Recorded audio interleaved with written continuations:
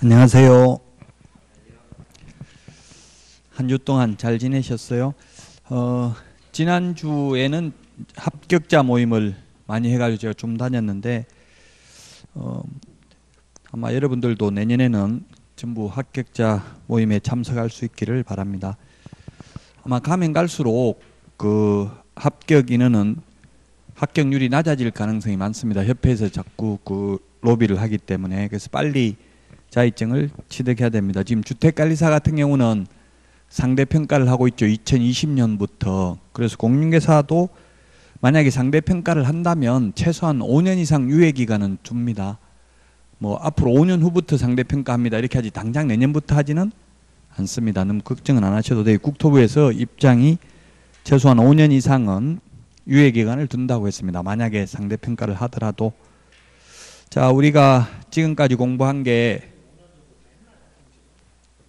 네, 했습니다. 법에 미리 부칙으로 벌써 한 3년 전에 2020년부터 상대평가한다 이렇게 했습니다. 자, 우리가 지금까지 공부한 게 1조 목적, 그 다음에 2조 용어의 정의, 중요한 게 용어 정의라고 했죠. 2차 과목에서는 용어 정의가 중요합니다.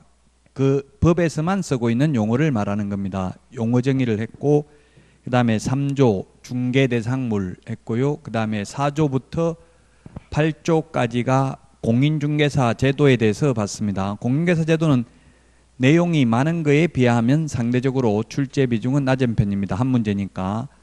자, 그 다음에 9조 중개사무소 개설 등록 절차에 대해서 공부했습니다. 자격증을 취득해서 개업할 때까지 절차입니다. 자격증만 땄다고 해서 바로 중개업을 하면 무등록 중개업자로 처벌받습니다. 등록을 또 해야 됩니다. 등록관청에. 자, 그리고 법제 구조가 이제 결격사유입니다.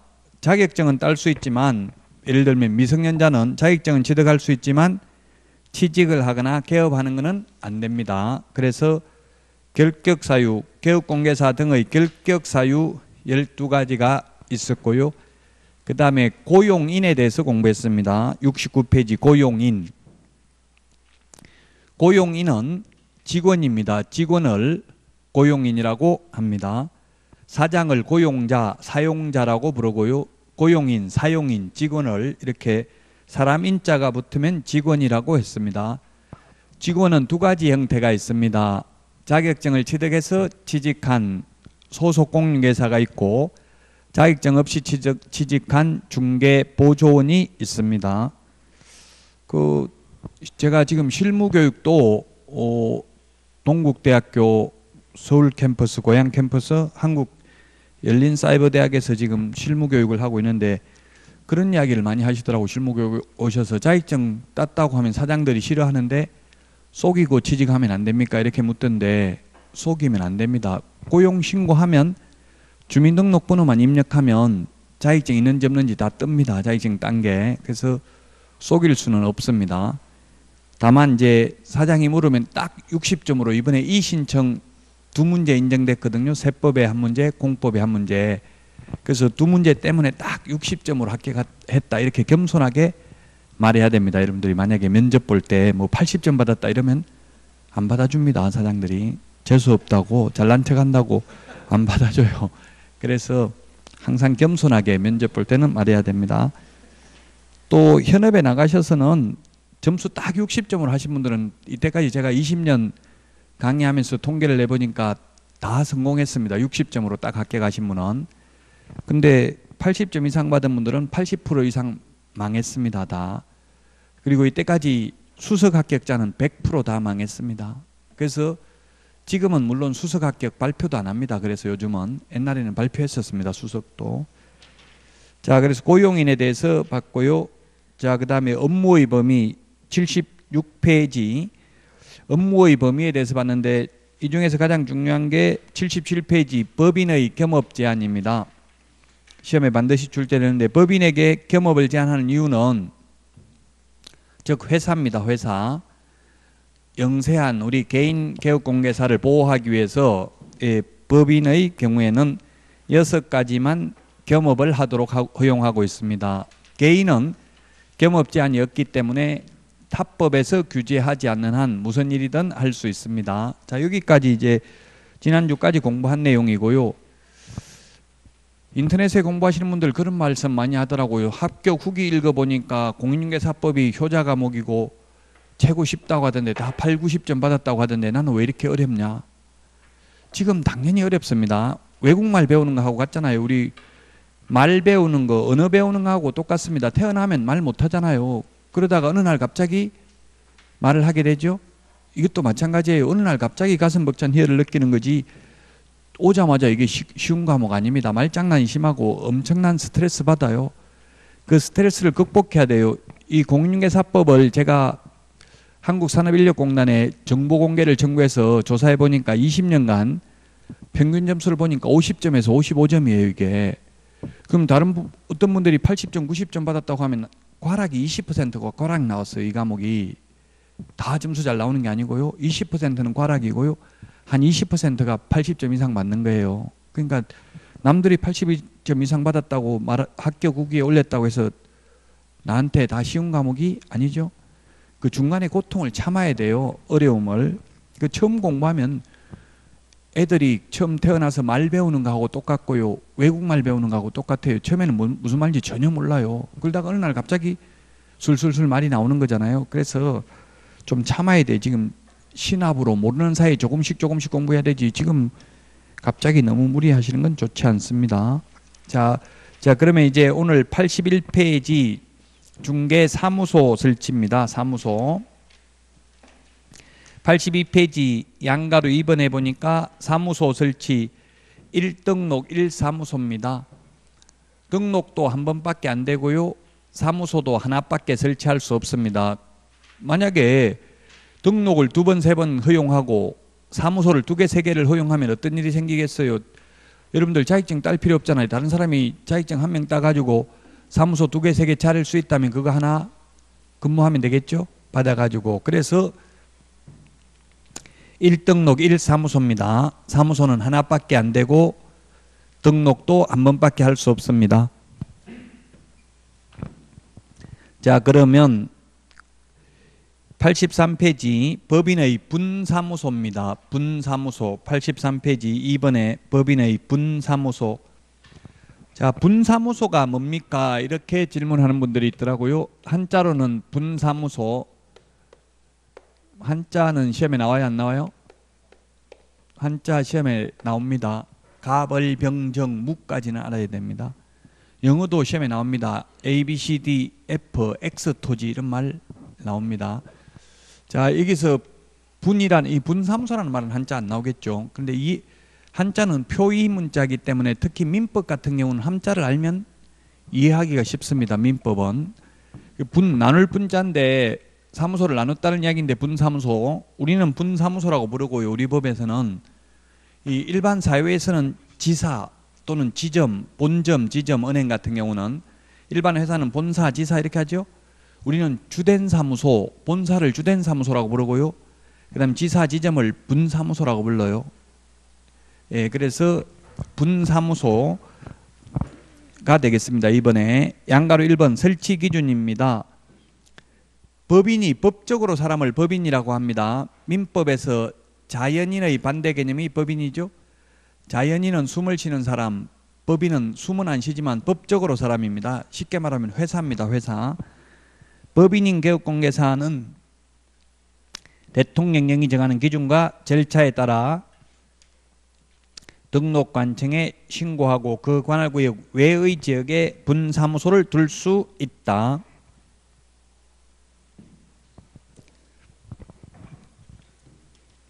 이 우리 공인중개사법은 통독을 하는 게 아니고 정독을 해야 됩니다. 정확하게 알아야 되는데요.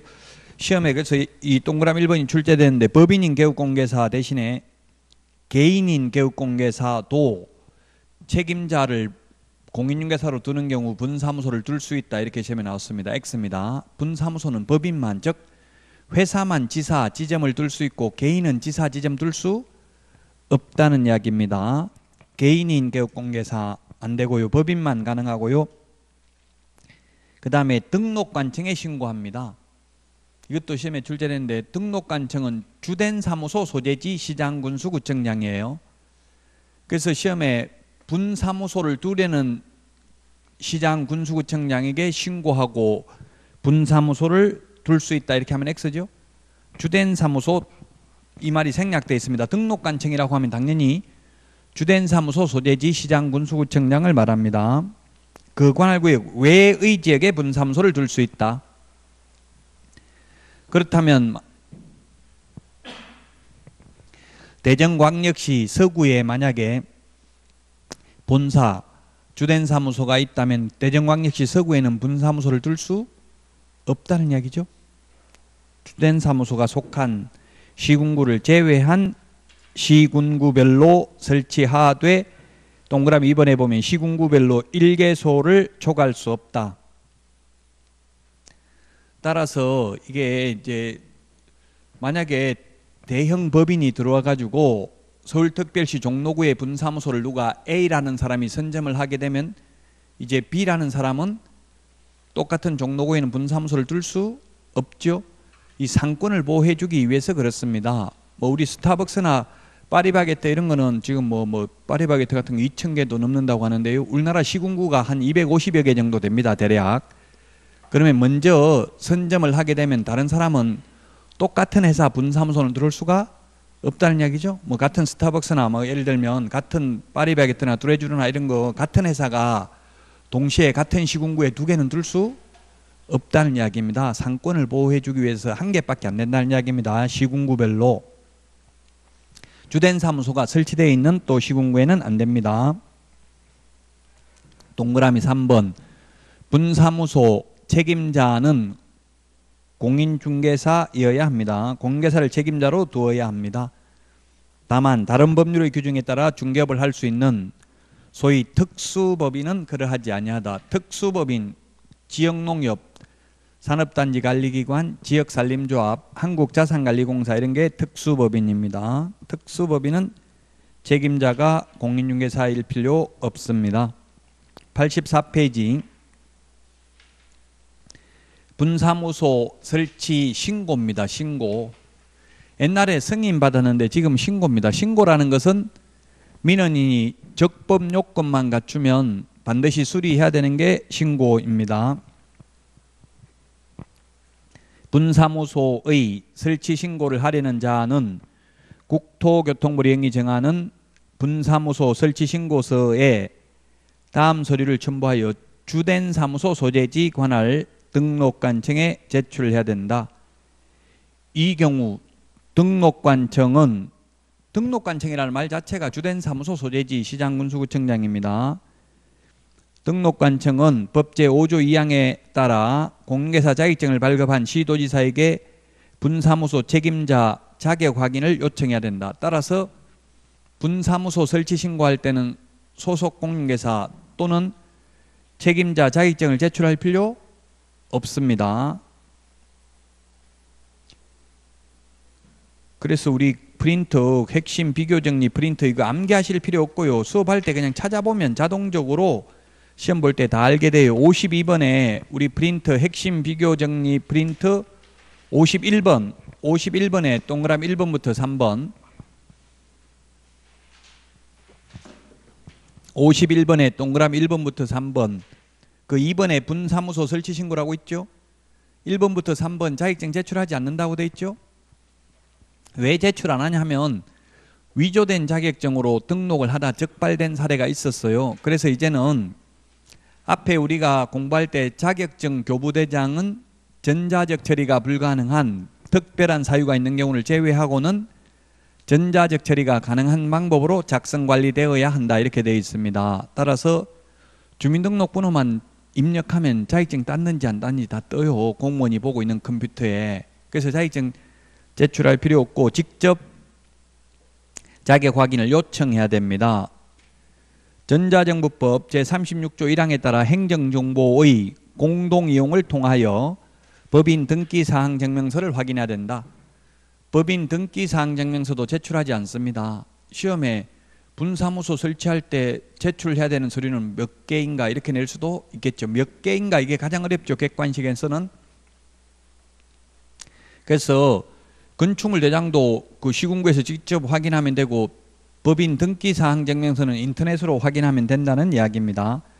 그러면 제출하는 서류가 분사무소 책임자 동그라미 1번, 실무교육 수료증 4본, 동그라미 2번, 보정 설정을 증명할 수 있는 서류, 동그라미 3번, 건축물 대장에 기재된 건물의 분사무소를 확보했음을 입증하는 서류를 제출해야 됩니다. 사용권만 확보하면 되죠. 소유권은 확보가 아니고. 다만 건축물 대장에 기재되지 아니한 건물의 분사무소를 확보하였을 경우에는 건축물 대장의 기재가 지연되는 사유를 적은 서류도 함께 제출해야 됩니다. 85페이지 신고 필정 교부 및 통보입니다.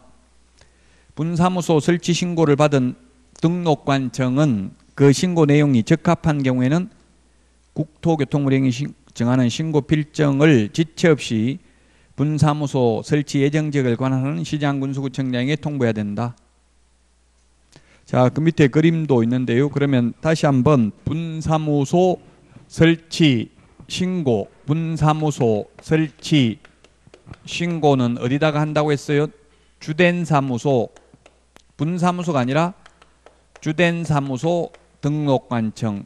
제가 주된 사무소를 가로를 한 이유는 주된 사무소 이 말이 없어도 법제 구조에 보면 등록관청이란 주된 사무소 소재지 시장 군수구청장을 말한다 이렇게 돼 있죠.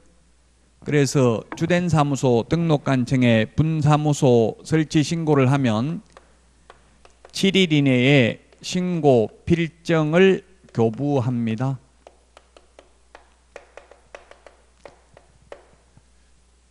자, 그러면 예를 들면 서울특별시 종로구에 주된 사무소가 있고 대전 서구에 대전광역시 서구에 분사무소 설치하려면 대전광역시 서구에 갈 필요 없고 종로구청장한테 신고하면 됩니다.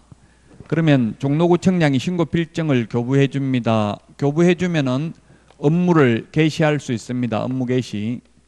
이 7일이라는 말은 7일은 어디에 있냐면 7일은 우리 그 86페이지 분사무소 설치 신고서 서식 오른쪽 메뉴에 보니까 86페이지 서식 오른쪽 메뉴에 보니까 처리기간 7일이라고 돼 있죠. 7일. 이 처리기간 7일 그리고 우리 프린터 핵심 비교 정리 프린터 7일을 다 정리해놨죠. 7일 39번에 동그라미 11번 밑줄만 치놓으세요. 찾았습니까? 분사무소 설치 신고 필정 교부 7일이라고 돼 있습니다. 그럼 왜 7일이냐 하면은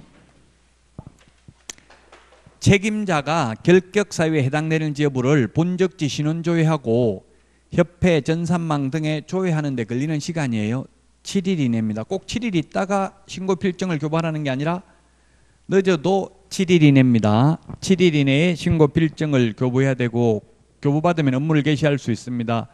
신고 필정을 교부해 준 주된 사무소 등록관청은 분사무소 설치 예정지역을 관할하는 시장군수구청장에게 지체 없이 통보해야 됩니다. 분사무소가 설치됐다는 사실을 종로구청장은 대전서구청장에게 통보해야 된다는 이야기입니다. 지체 없이 분사무소 설치 예정지역을 관할하는 시장군수구청장에게. 자, 분사무소 설치 신고할 때 제출해야 되는 서류 3가지. 우리 핵심 비교 정리 프린터는 4번에 있습니다. 4번에 있고요. 우리 교과서는 84페이지 맨 밑에 있습니다. 그래서 분사무소 설치 신고 서류를 보면 첫 번째 실무교육, 책임자 실무교육, 분사무소 책임자가 실무교육을 받아야 됩니다. 실무교육, 수료증 원본이 아니고 사본입니다. 사본은 반드시 사본이라는 말을 해야 됩니다. 근데 원본은 원본이라는 말을 안 해도 됩니다. 우리 말할 때 진짜다, 참말이다 이런 말을 할 필요 없죠. 근데 거짓말은 거짓말이라고 해야 되는, 농담이다 말해야 되잖아요. 마찬가지로 아무 말 없으면 원본입니다. 거짓말이라는 말 없으니까 원본이고요. 사본은 반드시 사본이라는 말을 써야 됩니다. 원본은 따로 원본이라는 말 안 해도 그게 원본입니다. 자, 그 다음에 보정설정 증명서류. 보정설정, 손해배상을 보장하기 위한 보정설정 증명서류. 최근에 이게 뉴스에 많이 나오더라고요. 뭐 예를 들면 개업공개사가 세입자들에게 다가구 원룸 같은 걸, 최근에 뭐 충북 충주에서도 임대아파트 이런 거 문제가 나오더라고요. 세입자들한테는 전세라고 받아가지고 전세금을, 주인한테는 월세로 계약했다고 해서 월세로 주고 돌려막기 하다가 뭐 예를 들면 수십 명에게, 가령 10명에게 각각 1억씩 해서 10억의 손해를 입혔어요. 그 손해를 배상하기 위해서 우리가 1억 보증보험이나 공제를 가입하거든요. 그 1억이 뭐냐면 1년 동안 개업공개사가 입힌 손해액 총액이 1억 한도 내에서 배상합니다. 그럼 10명이 각각 1억이면 각각 1억씩 해서 10억을 배상해 주는 게 아니라 10명을 합해서 1억으로 배상해 준다고. 그럼 한 사람당 1,000만 원밖에 안 되겠죠? 그럼 100명이면 100만 원밖에 안 되겠죠? 1,000만 원이면 대부분까지 소송하면 소송비가 1,000만 원 더 들거든요. 그래서 다 포기할 수밖에 없는 게 현실이에요. 어쨌든 그런 손해를 배상하기 위해서 보정 설정을 해야 됩니다. 보증보험을 가입하거나 공제를 가입하거나 또는 법원에다 공탁을 해야 되는데, 그런 가입을 했다는 증명서류를 제출해야 됩니다. 자, 그 다음에 사무소 확보 서류가 있어야 됩니다. 사무소 확보 서류는 건축물 대장에 기재되어 있어야 됩니다. 앞에서도 말했습니다. 미등기 건물은 가능할 수도 있습니다. 미등기 건물은 가능할 수도 있는데 무허가 건물은 안 됩니다. 왜냐하면 무허가 건물은 건축물 대장이 없기 때문에 그렇습니다. 그리고 사무소는 소유권 확보가 아니라 사용권만 확보하면 됩니다. 사무소는 면적 제한은 없습니다. 네, 이게 분사무소 설치 절차가 되겠습니다. 87페이지 서식을 한번 볼까요? 이게 분사무소 설치 신고 필증인데, 오른쪽 맨 위에 사진은 여권용 사진입니다. 여권용 사진. 모든 공인중개사법상 사진은 옛날에는 반명암판 사진이었는데 지금은 여권용 사진으로 바뀌었습니다. 여권용 사진은 3.5 곱하기 4.5cm, 반명암판은 3 곱하기 4죠. 이게 작년 시험에 출제됐어요. 여권용 사진을 제출 안 해도 된다. 모든 사진 제출하는 건 여권용 사진입니다. 사진은 모두 여권용 사진을 제출해야 된다. 그리고 87페이지 그 서식을 보면 맨 밑에 시장 군수구청장이라고 돼 있죠. 그러면 가령 이거 한번 예를 여기 맞춰 보세요. 종로구에 본사 주된 사무소가 있고요. 대전 서구에 분사무소를 설치하려면 대전 서구에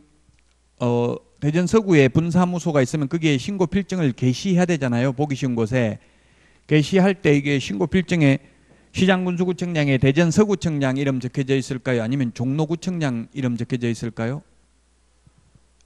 종로구청장 돼 있겠죠. 주된사무소 등록관청에 신고했으니까 주된사무소 등록관청 종로구청장 이렇게 해서 직인이 찍혀 있을 것입니다.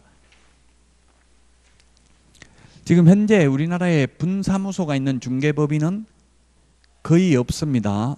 아마 트러스트 부동산이라고 인터넷에 치보면 있을 거예요. 이런 거 트러스트 부동산, 이게 변호사가 만든 회사입니다. 옛날에는 이게 중개법인이 아니고 변호사로 그냥 하려고 했는데 고등법원에서 변호사도 자격증 따지 않고는 불가능하다 해가지고 지금은 중개법인으로 만들었습니다. 그럼 형식적으로 대표자만 자격증 있는 사람 세우면 되겠죠? 실질적인 오너는 변호사가 하더라도 주주하고 대표이사하고는 다를 수 있잖아요. 실질적인 주주는 돈 된 사람이 주주가 될 수 있지만 대표자는 반드시 자격증이 있어야 된다고요. 자, 그 다음에 88페이지 사무소 공동사용입니다. 양가로 1번에 의인대 개업공개사는 개업공개사는 밑줄 치시고 주어 개업공개사는 그 업무의 효율적인 수행을 위하여 다른 개업공개사와 중개사무소를 공동으로 사용할 수 있다. 다만 개업공개사가 업무 정지 기간 중에 있는 경우에는 그러하지 아니하다. 자, 그 다음에 89페이지 양가로 4번 법 13조 6항 규정에 따라 중개사무소를 공동으로 사용하고자 하는 개업공개사는 법제 구조 규정에 따른 중개사무소 개설 등록 또는 법제 20조 규정에 따라 중개사무소 이전 신고를 하는 때에 그 사무소를 사용할 권리가 있는 다른 개업공인중개사의 승낙서, 개업공개사의 승낙서 밑줄 치십시오. 개업공개사의 승낙서를 첨부해야 된다. 시행령 16조 조금 전에 처음에 읽었던 게 법 13조 6항 따라서 공동사무소에 대한 명문 규정은 조금 전에 읽은 거 이 두 가지밖에 없습니다. 나머지는 규정 없어요. 해석상의 문제입니다. 자, 그러면 사무소를 옛날에는 합동사무소라고 불렀는데 지금은 뭐 공동사무소 이렇게 말하는데요. 그 합동이 공동으로 바뀐 이유가 뭐냐 물으니까 합동은 한자기 때문에 한글로 바꿨다 이렇게 말하고 있는데요. 사실 공동이라는 말도 한자죠. 자, 그러면 공동사용이라는 말은 뭐냐 하면 가령 A, B, C, D 4개의 사무소가 있는데 공동으로 사용한다는 말은 4개를 두고 4명이 왔다 갔다 하면서 공동으로 사용한다는 뜻이 아니라 하나의 사무소에서 같이 써야 돼요. A 사무소에서 같이 쓰려면 B나 C는 이전 신고하면 됩니다. 특별히 지금 이전 공동사무소 설치 신고서라는 법정서식도 없습니다. 법정서식. 법정이라는 말이 뭐예요? 법률의 규정 줄임말을 법정이라고 하죠. 법정서식, 법률의 규정. 법정서식 없습니다. 공동사무소. 그냥 이전 신고하면 돼. 이전 신고할 때 B나 C는 A 개업공인중개사의 사용승낙서가 있어야 된다. 시험에는 A 건물주 사용승낙서 있어야 된다. X로 출제됐어요. 그 사무소를 사용할 권리가 있는 다른 개업공개사의 사용승낙서를 제출해야 됩니다. 제가 현업에서 이게 공동사무소를 해보니까 사실 등록관청에서 건물주 사용승낙서 가지고 오라고 하더라고요. 그래서 제가 그런 게 법에 어디에 있냐 이렇게 따지니까 법에 없어도 자기들 내부 지침에 있다 하더라고요. 왜냐하면 건물주 동의 안 받으면은 그 전대차 계약은 효력이 없죠. 그래서 현실적으로는 이제 현실적인 이야기 앞으로는 가급적이면 안 하겠습니다. 건물주 사용승낙서를 가져오라고 해요. 그런데 시험에 나오면 그러면 X라고요. 법조문에는 누구 승낙서요? 개업공개사. 당연히 개업공개사는 승낙서가 승낙해줬기 때문에 그 당연히 들어가서 같이 하겠죠. 그는 뭐 승낙 안 해주면 같이 있을 수가 없잖아요. 근데 시험에는 건물주 사용승낙서 X로 출제됐다. 그 개업공개사의 사용승낙서만 있으면 된다. 그 현업에 있는 분들이 합격할 확률이 훨씬 낮아요. 이게 현실하고 좀 다른 게 많기 때문에 법조문에. 그러면 법조문대로 답할 수밖에 없어요. 예, 그래서 건물주 승낙서가 아니라 다른 개업공개사의 사용승낙서를 제출하면 된다. 자, 그래서 공동사무소 설치하는 방법이 3가지가 있어요. 이런 식으로 이전하는 방법이 있고요. 그래서 지금 현실적으로 예를 들면 저도 공동사무소를 해봤는데 왜 공동사무소를 했냐면 저 같은 경우는 제가 이게 강의를 하고 있는데 사무소 차려놓고 근무 안 하면 빌려주는 게 될 수도 있잖아요. 그래서 폐업을 하면은 옛날에는 지금은 제가 건의해가지고 받겠습니다만은 옛날에는 폐업을 하면 다시 등록하려면 무조건 실무교육을 새로 받아야만 했어요. 지금은 1년 안에 다시 개업하면 안 받아도 되거든요. 무조건 폐업하는 순간 다시 실무교육 받아야 되고 엄청나게 귀찮더라고 그게 실무교육 받는 게. 그래서 그냥 다른 사람 하는 장소에다가 사무소 이전해 놓으면 그냥 공동사무소잖아요. 공동사무소에 자격증 걸어놓고 제가 일 안 한 거 가지고 책임을 묻는 사람은 없잖아요. 제가 일하기 싫어서 일 안 했다고 계약서 안 쓰면 그거 가지고 처벌할 수는 없죠. 그래서 폐업하기 싫어가지고 경력은 경단료 뭐 이런 말 하던데 경직 단절료 이런 말도 하던데 경력 단절을 안 시키기 위해서. 왜냐하면 경력을 쌓아놓는 게 제가 그렇게 해서 경력을 많이 쌓았어요. 5년 이상 경력이 있으면 나중에 부동산 학개론에서 부동산 투자회사법에 보면 리처 설립하려면 자산운용 전문인력 5명 이상 있어야 되거든요. 5년 공인중개사로서 5년 이상 유경험자. 경력을 저는 쌓으려고 이렇게 공동사무소 해봤어요. 다른데 그냥 등록을 해가지고 나놓고 실제 중개업은 하지 않고, 예, 이런 식으로 그래서 옮기면 됩니다. 다른 곳으로. 그 다음에 또 하나는 A가 하고 있는 장소에다가 신규 등록을 하면, 제가 공동사무소 한다는 말도 안 했는데 등록관청에 이렇게 사무소를 이전 신고를 하니까 등록관청에서 공동사무소 할 겁니까? 이렇게 묻더라고요. 제가 그래서 깜짝 놀랐어요. 어떻게 알았습니까? 이렇게 했더니만 그 공무원은 그 주소만 입력해버리면 거기에 벌써 중개사무소가 있다는 게 자기 컴퓨터에는 다 뜨더라고요. 전산화돼 있어가지고. 그래서 공동사무소 할 겁니까? 그래서 예, 이렇게 말했어요. 그러면 거의 끝이에요. 공동사무소가 되는 거고. 또 신규 등록을 하는데 사무소 확보 증명 서류를 제출하라고 하는데, 이때 사무소 확보 증명 서류는 A 개업공개사의 사용 승낙서만 있으면 돼요. 옛날에는 사용 승낙서 이런 말이 없어가지고 어떻게 했냐면, 저도 가짜 임대차 계약서를 따로 적었다고요. 주인하고. 그러니까 공무원이 묻더라고요. 웃더라고. 이게 진짜 계약서입니까? 묻더라고요. 그래서 제가 아무 말 안 하고 있으니까 웃고 말더라고요. 실제 가짜 임대차 계약서잖아요. 이미 A가 하고 있는데 또 주인이 이 사람하고 임대차 계약 체결해 주기는 쉽지 않겠죠. 그러니까 그냥 A 개업공개사의 사용 승낙서만 있으면 된다고요. 주인하고 또 임대차 계약서 가짜로 적을 필요 없다는 이야기예요. 실제 현업에서 가짜 임대차 계약서 적어가지고 제가 이야기했죠.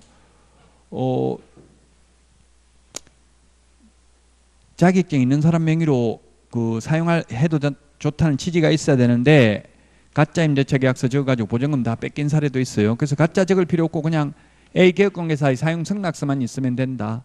그 다음에 D라는 장소에다가 2명 이상이 동시에 신규 등록을 하면 이게 공동사무소가 됩니다. 자, 공동사무소에 대한 규정은 딱 2개. 13조 6항. 개업공개사는 다른 개업공개사와 공동으로 사용할 수 있다. 다만 업무정지기간 중에는 안 된다. 공동으로 사용할 때는 그 개업공개사 사용할 수 있는 사무소를 사용할 권리가 있는 개업공개사의 사용 승낙서를 제출해야 된다. 이게 끝이라고요. 업무정지기간 중에는 공동사무소 안 돼요. 업무정지기간 중에 공동사무소 되면 어떻겠어요? 업무정지 당하고 나면 또 다른 사람 등록해가지고 같이 한다는 명분으로 실질적으로 업무를 하겠죠. 그러면 업무정지의 실효성이 상실되잖아요. 그래서 업무정지기간 중에는 안 된다. 근데 제가 아는 지인은 업무정지 당했어요. 소속 공인중개사 서명 및 날인 안 했다고 3개월. 그래서 가서 따진 거예요. 등록관청에. 대한민국에 소속 공인중개사가 단 한 명이라도 서명 날인하는 거 보여주면 수긍하겠다. 아무도 안 하는데 왜 나만 단속하냐 이렇게 하니까 우리도 어쩔 수 없다. 민원이 제기돼서 이렇게 이야기하는 거예요. 그 자꾸 그렇게 불만을 이야기하니까 공무원이 오히려 알려준 거예요. 그러면 그 소속 공인중개사도 자격증이 있던데 그 사람 이름으로 이게 다시 등록을 해가지고 하면 되지 않을까요? 알려주는 거예요. 비법을. 업무정지는 좀 이따 할 테니까 다시 등록하고 나면 업무정지 할 테니까. 그러면 등록하기 전에 만약에 공동으로 사용을 하게 되면 예를 들면 A, B, C, D가 있는데 이 중에 같이 공동으로 사용하다가 A가 업무정지 당하면 A 빼고 나머지는 업무해도 되거든요. 그래서 오히려 공무원이 그걸 인정해 준 거예요. 묵시적으로 업무하도록 허용해 준 거예요. 빨리. 그러면 업무정지 당하기 전에 어차피 그 소속 공인중개사 자격증이 있으니까 그 사람 명의를 다시 등록해가지고 그 사람이 업무하면 되지 않냐. 당신은 하지 말고 뭐 이런 당신이 하지 말고 이런 말 하지도 않았어요. 그러니까 묵시적으로 업무하도록 허용한 거죠. 업무정지 당하고 나면 안 돼요. 그 이제 공동으로 사용하면 이 칸막이 있어요, 없어요? 공동사무소는 칸막이 없죠. 칸막이 없죠. 칸막이 없는데 사실상 칸막이 있는 거나 마찬가지입니다. 즉 각각 독립성이 인정된다고. 한 명 업무정지하면 이 사람 빼고 나머지 업무해도 된다고 했죠. 그 다음에 A는 법인인 개업공개사, B는 공인중개사인 개업공개사, C는 법 7638호 부칙 제6조 2항의 규정에 의해서 등록을 한 것으로 보는 자, 소위 중개인이라도 상관없습니다. 그리고 D는 법인의 분사무소라도 상관없습니다. 즉 끼리끼리 공동으로 사용할 필요는 없다고. 즉 중개인은 중개인끼리, 법인은 법인끼리만 공동사무소가 가능하다 하면 X라고요. 우리 아까 읽어봤을 때 88페이지 메뉴에 뭐라고 돼 있었냐면 주어가 개업 공인중개사는 이렇게 돼 있었습니다. 개업 공개사는 공동으로 사용할 수 있다. 개업 공개사의 종류에 세 가지가 있잖아요. 종별이 달라도 상관이 없다는 이야기입니다.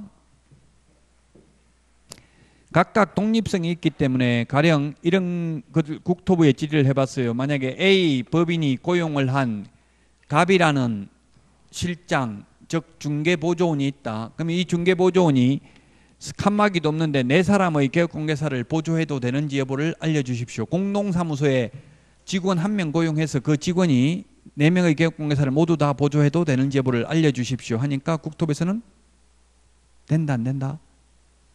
안 됩니다. 이중소속에 해당되므로 이렇게 답변하고 있어요. 이론적으로는. 그 칸막이 있는 별도의 사무실이나 마찬가지라는 이야기죠. 칸막이 없지만. 그러면 A, B가 따로따로 인장 등록도 따로 해야 되고 보정 설정도 따로따로 해야 되고 자격증 개시도 각각 따로따로 해야 됩니다. 각각 독립성이 인정된다고요. 공동사무소. 그럼 왜 공동사무소 하냐? 효율적인 업무 수행을 위해서. 그 효율적인 업무 수행이 대표적인 게 월세 줄이는 거잖아요. 사무소 하나 가지고 같이 쓰니까. 그래서 공동사무소를 해야 되는 게 아니라 할 수 있습니다. 현실적으로 공동사무소를 하는 경우는 거의 없는데 저는 공동사무소 하는 걸 보기는 했습니다. 어떤 경우가 있냐면 제가 아는 분은 우리 동네에서 지금 여자분 2명이 하고 있는데 지금 한 15년 정도 됐어요. 그래서 15년 정도 A, B 2분이 있는데 처음에는 A 명의로 한 5년 하더라고요. 그리고 나서 이 사람 폐업하고 또 B 명의로 한 5년 하더라고요. 예, 그리고 나서 또 A 명의로 하고 자꾸 이 명의를 바꾸더라고요. 그러다가 지금 둘이 공동으로 하더라고요. 왜냐하면 이분들은 한 달에 2천만 원 이상 벌어요. 한 명당. 엄청나게 소득이 높다고요. 소득이 높는데 간이가세 사업자예요. 그래도 간이가세 사업자는 소득 4,800만 원 안 넘어야 되죠. 그 어떻게 간이사업자가 될 수 있냐. 제가 2천만 원씩 벌어간다고 했는데 그러면 엄청나잖아요. 그럼에도 불구하고 이거는 종합소득세 과세 대상인 경우는 비용 다 빼잖아요. 광고비 빼고 뭐 임대료 빼고 뭐 이런 거 다 비용 다 빼고 순수익만 가지고 하니까 그래놓고 우리 계속 간이가세자 하려면 좀 부담스럽잖아요. 그럼 폐업하고 또 다른 사람이 해버리니까 이 사람 망했다. 우리 5년 안 된 데는 세무조사 안 나오거든요. 초기에는 세무조사 안 나와요. 왜냐하면 처음에는 돈이 많이 들기 때문에 적자라고 보고 이런 식으로 하는 분이 있더라고요. 그래서 나중에 공동으로 하니까 만약에 한 사람이 2억 버는 것보다는 두 사람이 나누면 한 사람이 1억씩 돼버리면 세법의 양도소득세는 초과 누진세율을 적용하고 있죠. 5단계 초과 누진세율. 그 남는 돈이 많으면 많을수록 세율이 높잖아요. 그러니까 이게 그런 세금을 줄이는 효과가 있다고 공동으로 하면. 한 사람이 2억 버는 것보다 두 사람이 나눠가지고 각각 1억씩 버는 걸 하면 그만큼 세율이 줄어드니까 그런 목적으로 사실은 활용을 하고 있더라 이 말입니다. 현실은 공동사무소는 거의 없고요. 현실적으로는. 자, 지금까지 사무소, 분사무소, 그 다음에 공동사무소에 대해서 살펴봤습니다. 쉬었다가 90페이지 중개사무소 이전 신고부터 보도록 하겠습니다. 내들이 문제 한번 읽어만 보세요. 쉬었다가 하겠습니다.